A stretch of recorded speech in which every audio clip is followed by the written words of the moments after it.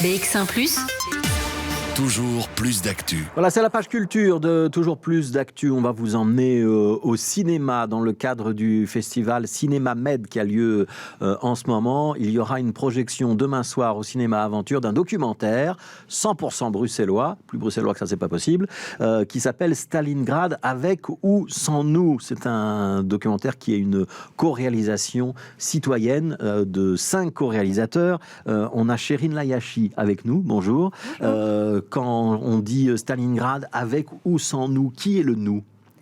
Les citoyens bruxellois. Dans le passage juste avant, on parlait des jeunes et de faire la politique avec eux. Ici, c'est pareil, c'est de faire la ville avec nous, citoyens bruxellois, dans tout ce que ça comporte. Alors quand vous dites ça, c'est un peu plus précis, parce que j'ai vu le film, ce sont plutôt les citoyens bruxellois qui habitent le quartier Stalingrad. On rappelle, l'avenue Stalingrad, elle relie le piétonnier à la gare du Midi, et c'est un quartier qui est sans dessus dessous en ce moment, on peut dire ça. Ce sont les travaux du métro, hein ? Ce sont les travaux du métro qui sont illuminés pour l'instant au vu de la période de fête, mais donc le quartier est sans dessus dessous, et c'est plus que juste les habitants, c'est aussi les commerçants qui subissent les travaux du métro. Et au-delà des travaux du métro, parce que on est pour avoir un métro dans le quartier, c'est les travaux d'une station de métro à cet endroit-là. Donc c'est la station South-Slimans, ce sera sa ligne 3, et donc on a dû éventrer l'avenue de Stalingrad pour pouvoir construire en dessous cette future station. Vous dites on est pour le métro, mais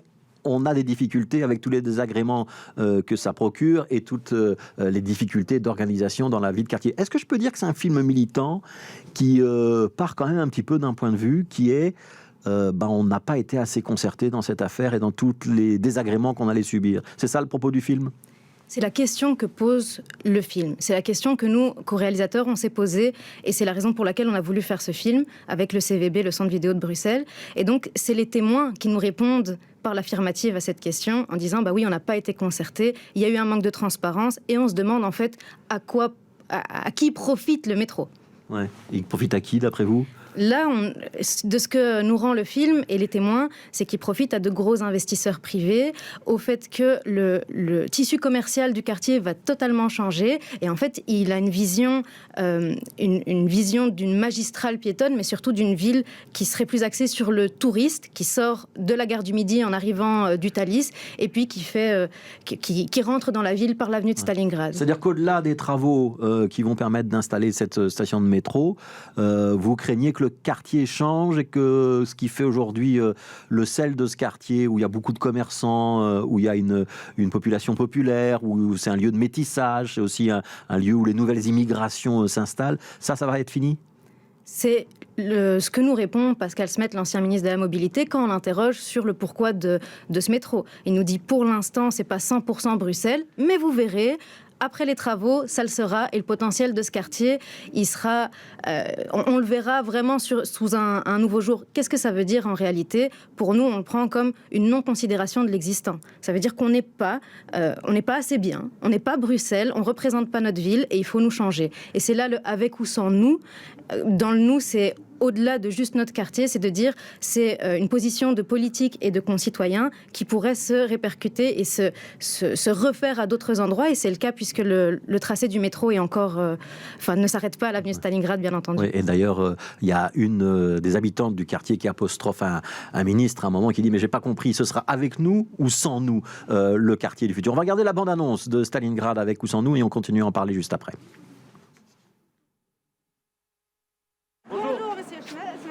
Ça va ? Alors, monsieur Smet, si vous le voulez bien, comment vous décririez le quartier Stalingrad en quelques minutes ? Il n'y a pas un immigré qui rentre en Belgique qui n'est pas passé ici. Il n'y a pas un seul. La construction de la nouvelle station de métro, Toots Thielemans, a démarré.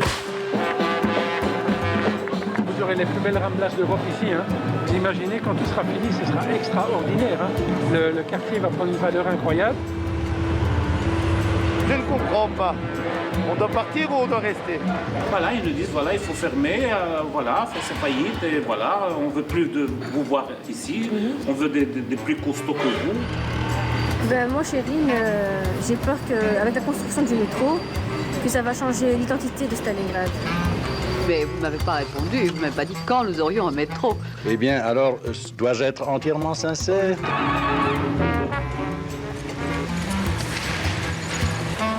Mais c'est grave, ils ont préparé votre venue. Votre venue a été préparée. Tout est joli, tout fonctionne bien. Bonjour, vous êtes qui?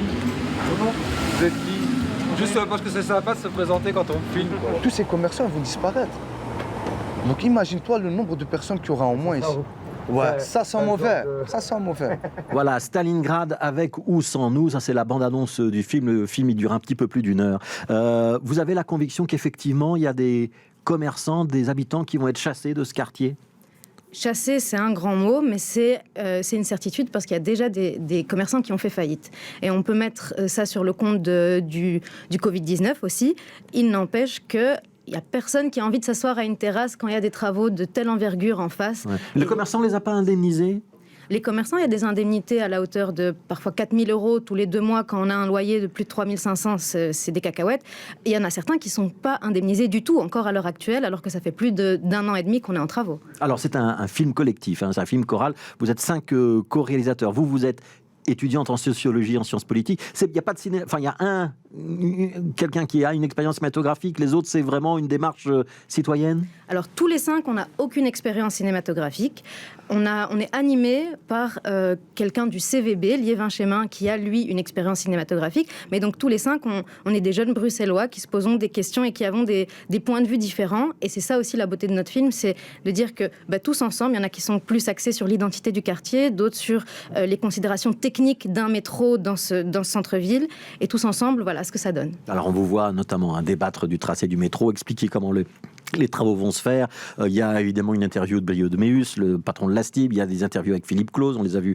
On a vu des extraits hein, dans le teasing. Une interview avec Pascal Smet. Est-ce que le quartier, il a vu votre film? Le quartier a vu notre film, effectivement. Il a réagi comment, Chérine Lagashi? On était agréablement surpris des réactions parce que justement, elles ont permis de renforcer le débat, en fait. Ce débat qu'on n'a pas eu puisqu'il y avait... C'est ça votre principal point? On n'a pas eu le droit de débattre? On n'a pas eu le droit de débattre, ça nous a été imposé?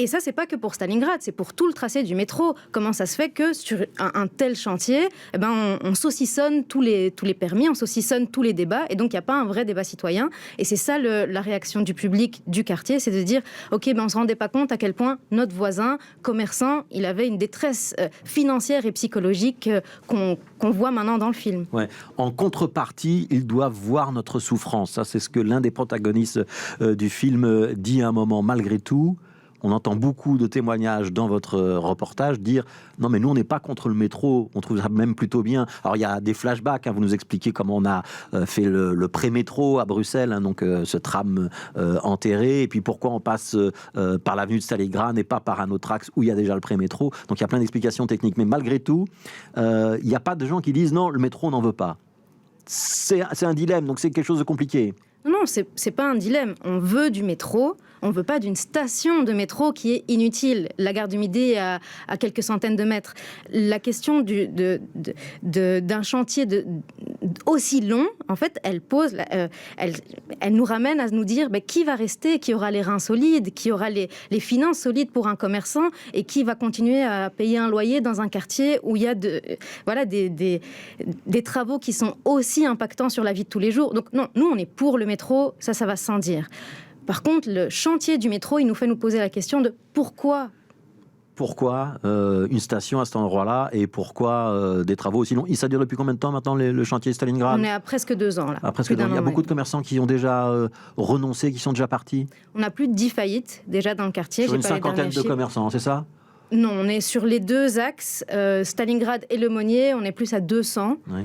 Mais donc là, il y a une cinquantaine de commerçants qui sont indemnisés dans le cadre des travaux. C'est à peu près ça, hein, le chiffre. Hein. Absolument. Mais si on parle des indemnités, c'est intéressant de se dire que, en fait, il faut que le chantier soit impactant pour une durée X. Il y a beaucoup d'éléments techniques pour avoir droit à cette indemnisation. Et au final, on se retrouve à interroger des commerçants qui sont dans les règles et qui n'y ont pas droit. Et ça depuis plusieurs années maintenant. Ce que vous dénoncez, c'est pas un petit peu la gentrification de Bruxelles ? C'est ce que certains témoins disent. Et c'est vraiment intéressant de voir des habitants dire, voilà, cette station de métro, elle est là pour avoir un Léonidas dans la rue, avoir un bar avec plus de bière et en fait de changer l'identité du quartier parce qu'on en a honte d'une certaine manière, il faut le dire. Et donc c'est une question de gentrification si c'est des investisseurs privés et si le quartier monte en valeur, effectivement. Ouais. Est-ce que Philippe Clause ou Fabien Minguin, qu'on voit dans votre reportage, ont vu le film ou pas encore ?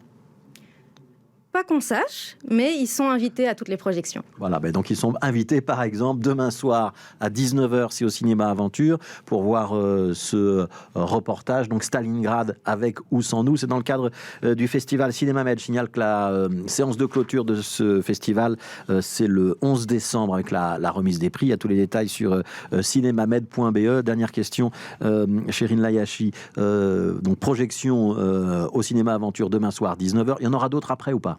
Il y en aura d'autres, effectivement, et tous les centres culturels ou les groupes de citoyens qui veulent aussi le diffuser, on est partant pour le refaire, pour montrer qu'en fait, Bruxelles est une ville multiculturelle qui doit se faire avec ses citoyens, et c'est aussi l'objet de notre film. Demain soir, au cinéma Aventure, il y aura un débat après le film. Et on sera présent. Merci beaucoup, Chérine Layachi, donc l'une des 5 co-réalisateurs ou réalisatrice de ce film Stalingrad avec ou sans nous. C'est donc à voir demain. Tous les détails sur cinémamed.be. Merci à vous.